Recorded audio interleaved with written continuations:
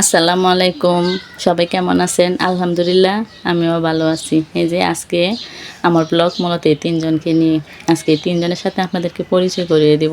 যারা আমার পুরনো সাবস্ক্রাইব বন্ধু আছেন তারা তোদেরকে চিনেন, আর যারা নতুনরা আছেন তাদের সাথে পরিচয় করিয়ে দিই। হাই বলো তিনজন। হাই। তোমার নাম কি? আমার নাম ইলমা। কোন ক্লাসে পড়ো? ওয়ানে। তোমার নাম কি? টুনু। তুমি কোন ক্লাসে পড়ো? আমি আন্টির সাথে। তুমি আন্টির কাছে পড়ো? ও আসে এখন স্কুলে ভর্তি হয় নাই, আন্টির কাছে প্রাইভেট পড়ে, এটাই বলছে। আর তোমার নাম কি? আরবি। তুমি কোন ক্লাসে পড়ো? শিশুতে। শিশুতে পড়ো। আচ্ছা, তাইলে তোমরা সবাই ভালো আছো? জি জি। সবাই ভালো আছে। এখন শোনো, তোমাদের তিনজনের আমি কিছু প্রশ্ন করুম, তোমরা সঠিক সঠিক উত্তর দিবা। তোমরা তিনজনের মধ্যে ভালো কে সবচেয়ে? তারা নিজেরা ভালো, সবাই নিজেরা দেখাইতেছে। আর সবচেয়ে দুষ্ট কে? দুষ্টটা কেউ নিতে চাইতেছে না, একজন আরেকজনের দেখাইতেছে। আচ্ছা ঠিক আছে, সবচেয়ে খেলাধুলা করে কে বেশি? সবাই খেলাধুলা করে। আচ্ছা তাইলে এখন আমরা ইলমার কাছে যাই। আচ্ছা ইলমা, তোমার কি কি করতে ভালো লাগে? আমার বেড়াতে ভালো লাগে, আর হচ্ছে শপিং করতে ভালো লাগে, আর হচ্ছে মোবাইল দেখতে ভালো লাগে। আচ্ছা, আর টুনু তোমার কি কি ভালো লাগে? আমার নানু বাড়িতে ভালো লাগে, আমার টিভি দেখলে ভালো লাগে, মোবাইল দেখলে নানু বাড়িতে ভালো লাগে, টিভি ভালো লাগে, মোবাইল ভালো লাগে। আরবি তোমার কি কি ভালো লাগে? আমার খেলাধুলা করতে ভালো লাগে, নানু বাড়িতে থাকতে ভালো লাগে, আর একটু পিজ্জা খেতে। আচ্ছা ঠিক আছে, এখন লেখাপড়া করতে কি কেউ ভালো লাগে না? না আল্লাহ, কেউ ভালো লাগে না লেখাপড়া করতে?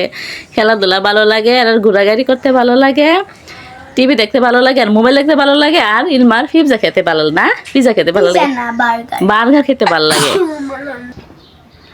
তোমরা তিনজনের চেয়ে একজনের যে পড়ালেখা করতে ভালো লাগে না, পড়ালেখা তো করতে হইব, খেলাধুলা কম কইরা লেখাপড়া বেশি করতে হইব। কি ইলমা, পরীক্ষা কখন?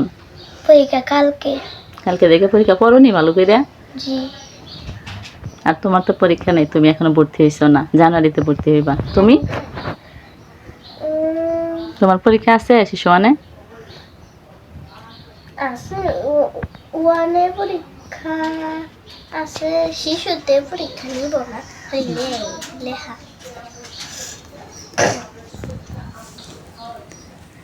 ভিডিওর মধ্যে তো দেখা যাইতেছে কেডা বেশি দুষ্ট, কেডা শান্ত, কেডা একটু চটফট। তাই ইলমা, তুমি তো ক্লাস ওয়ানে পড়ো না?